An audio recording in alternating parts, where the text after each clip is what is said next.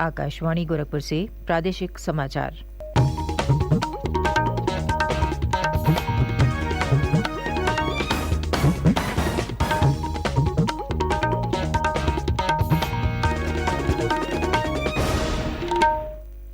नमस्कार। समाचार बुलेटिन के साथ मैं सुकीर्ति अस्थाना। पहले मुख्य समाचार।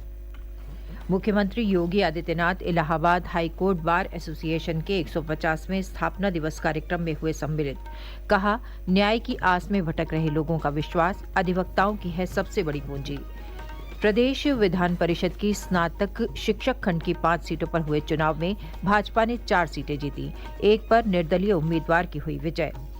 उत्तर प्रदेश खाद्य प्रसंस्करण उद्योग नीति जारी, उद्यमियों के लिए 35% तक के पूंजीगत अनुदान का प्रावधान। और उन्नाव जिले में लखनऊ आगरा एक्सप्रेसवे पर एक सड़क हादसे में 4 लोगों की मृत्यु, 2 अन्य घायल।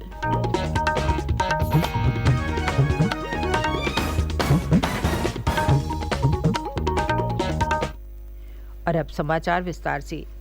मुख्यमंत्री योगी आदित्यनाथ ने Allahabad high court bar association की स्थापना के 150 वर्ष पूरे होने के अवसर पर आयोजित 2 दिवसीय कार्यक्रम का कल शुभारंभ किया। प्रयागराज में इलाहाबाद हाई कोर्ट के परिसर में आयोजित कार्यक्रम में अधिवक्ताओं को संबोधित करते हुए मुख्यमंत्री ने कहा कि न्याय की आस में दर दर भटक रहे लोगों का विश्वास अधिवक्ताओं की सबसे बड़ी पूंजी है। उन्होंने कहा कि अधिवक्ताओं को इस पूंजी को संजो कर रखना है। मुख्यमंत्री ने कहा कि जब कोई व्यक्ति हर तरफ से आस खो देता है तो आशा भरी निगाहों से न्याय के मंदिर की तरफ देखता है और उसे यहाँ जीवन की एक नई राह मिलती है। मुख्यमंत्री ने कहा कि लोक अदालतों के माध्यम से देश में जितने मुकदमों का निस्तारण हुआ था, उनमें से आधे से अधिक उत्तर प्रदेश के थे। अधिवक्ता के लिए ये शोहरत हासिल करने का माध्यम नहीं, बल्कि एक गरीब को न्याय देने का एक सशक्त माध्यम भी बनेगा।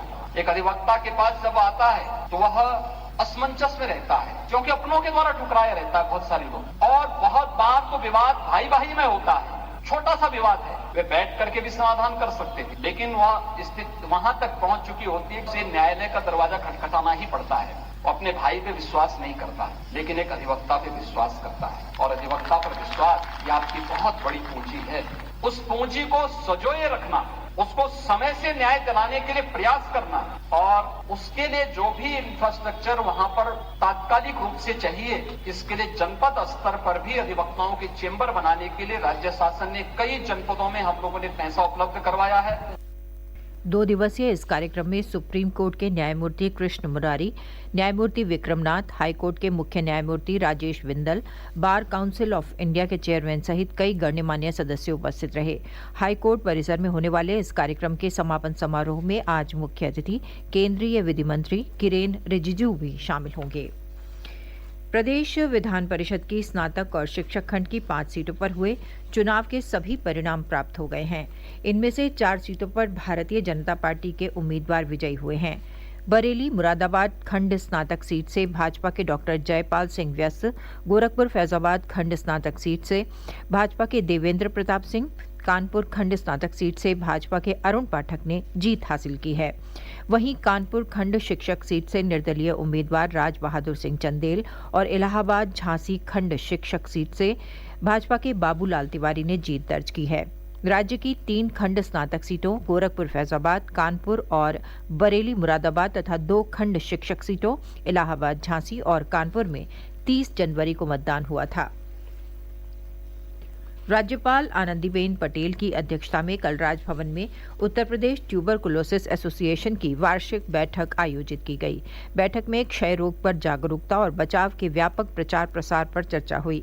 राज्यपाल ने टीबी मरीजों को गोद लेकर उनके स्वस्थ होने तक पोषण और चिकित्सा सहायता प्रदान करने के अभियान में पिछड़ रहे जनपदों की एक सूची बनाने के लिए कहा है।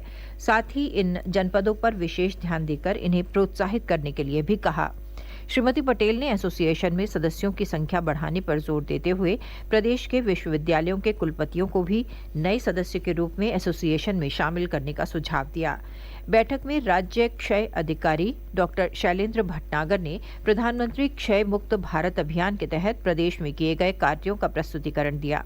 उन्होंने बताया कि राज्यपाल द्वारा राज्य में टीबी रोगियों को गोद लेने की परंपरा और हेल्थ एंड वेलनेस सेंटर के माध्यम से टीबी रोगियों को समस्त चिकित्सा सुविधाएं देने के कार्यों को पूरे देश में अपनाया गया है।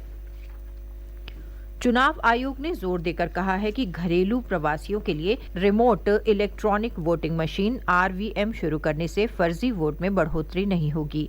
आयोग ने स्पष्ट किया है कि प्रोटोटाइप आरवीएम मौजूदा ईवीएम पर आधारित एक मजबूत प्रणाली है। प्रादेशिक समाचार आप आकाशवाणी गोरखपुर से सुन रहे हैं। ये समाचार बुलेटिन हमारे YouTube channel AIR news Gorakhpur और ट्विटर हैंडल AIR_GKP पर भी उपलब्ध है। प्रदेश सरकार ने उत्तर प्रदेश खाद्य प्रसंस्करण उद्योग नीति 2023 जारी कर दी है। इस नीति में उद्यमियों के लिए 35% तक के पूंजीगत अनुदान का प्रावधान किया गया है। अनुदान की अधिकतम सीमा 5 करोड़ रुपए तक होगी। प्रसंस्करण के लिए प्रदेश के बाहर से लाई गई कृषि उपज पर मंडी शुल्क और उपकर की भी छूट मिलेगी। खाद्य प्रसंस्करण उद्योग को सीधे बेचे जाने वाले कृषि उत्पाद के लिए भी ये छूट मान्य होगी। प्रदेश के नगरीय निकायों में डिग्री अथवा डिप्लोमा धारक छात्रों को इंटर्नशिप करने का मौका मिलेगा। इंटर्नशिप के दौरान विद्यार्थियों को नगर निकाय प्रशासन, स्वच्छ भारत मिशन, स्मार्ट सिटी परियोजना में काम करने का अवसर मिलेगा। नगर विकास विभाग के निदेशक नेहा शर्मा ने इस संबंध में उच्च शिक्षा विभाग और प्राविधिक शिक्षा विभाग को पत्र लिखा है। श्रीमती नेहा शर्मा ने बताया कि नगरीय शिक्षण इंटर्नशिप कार्यक्रम ट्यूलिप संचालित किया जाएगा और इससे प्रदेश के सभी उच्च शिक्षण संस्थानों को जोड़ा जाएगा। इस कार्यक्रम से जोड़ने के लिए विश्वविद्यालयों और महाविद्यालयों के साथ करार किया जाएगा। उन्होंने बताया कि किसी भी विषय या स्ट्रीम से उच्च शिक्षा प्राप्त करने वाला प्रत्येक स्नातक, परास्नातक, एमफिल, पीएचडी और डिप्लोमा धारक छात्र छात्रा इंटर्नशिप कार्यक्रम से जुड़ सकते हैं। अभ्यर्थी अंतिम नतीजे जारी होने की तिथि से 36 माह के भीतर ही आवेदन कर सकते हैं। इंटर्नशिप कार्यक्रम की समय सीमा निकाय द्वारा निर्धारित की जाएगी। उन्नाव जिले में आगरा लखनऊ एक्सप्रेसवे पर 2 कारों की आमने सामने से हुई टक्कर में 4 लोगों की मृत्यु हो गई और 2 अन्य गंभीर रूप से घायल हो गए। दुर्घटना कल दोपहर उन्नाव जिले के औरास थाना क्षेत्र के लोधा टीकुर गांव के पास हाईवे पर हुई।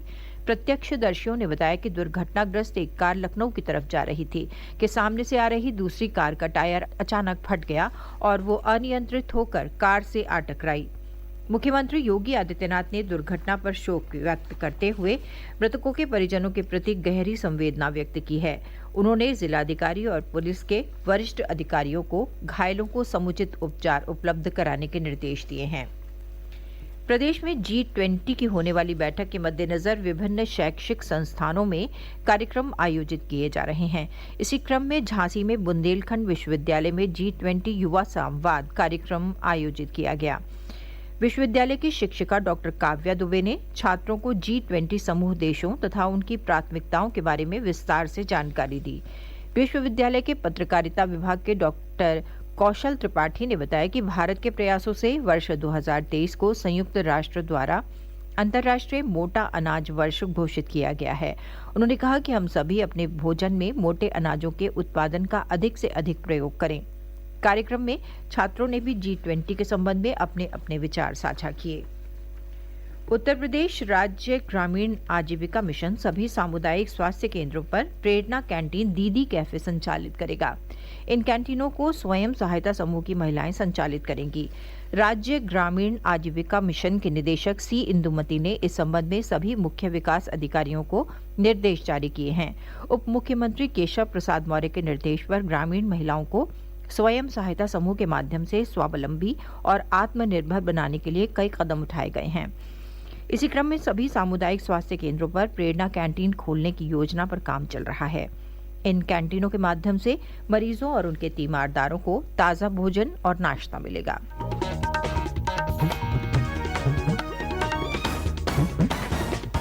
और अंत में मुख्य समाचार एक बार फिर। मुख्यमंत्री Yogi Adityanath Allahabad high court bar association के 150वें स्थापना दिवस कार्यक्रम में हुए सम्मिलित। कहा, न्याय की आस में भटक रहे लोगों का विश्वास अधिवक्ताओं की है सबसे बड़ी पूंजी। प्रदेश विधान परिषद की स्नातक शिक्षक खंड की 5 सीटों पर हुए चुनाव में भाजपा ने 4 सीटें जीती, एक पर निर्दलीय उम्मीदवार की हुई विजय। उत्तर प्रदेश खाद्य प्रसंस्करण उद्योग नीति जारी, उद्यमियों के लिए 35% तक के पूंजीगत अनुदान का प्रावधान। और उन्नाव जिले में लखनऊ आगरा एक्सप्रेसवे पर एक सड़क हादसे में 4 लोगों की मृत्यु, 2 अन्य घायल। इसके साथ ही समाचार बुलेटिन समाप्त हुआ। नमस्कार।